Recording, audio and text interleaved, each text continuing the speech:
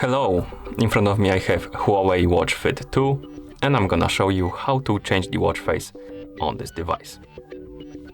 First, you will need to wake up the screen on your watch, and you can do it by pressing the side button. After you wake up the screen, press and hold on the home screen on the current watch face to open the watch face menu. And once the menu opens, you can swipe left and right on the screen to scroll through the list of watch faces. Find the watch face you like to use and then tap on it to select it and apply it on your watch. You can also customize some of the watch faces. So let's open the watch face menu. As you can see, under the watch faces we have this settings icon. You can tap on it and you can basically change the color of the watch face. Sometimes you can change the style depending on the watch face. You can change different things.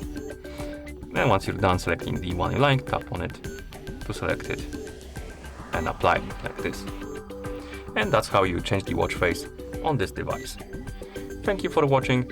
If you found this video helpful, please consider subscribing to our channel and leaving a like on the video.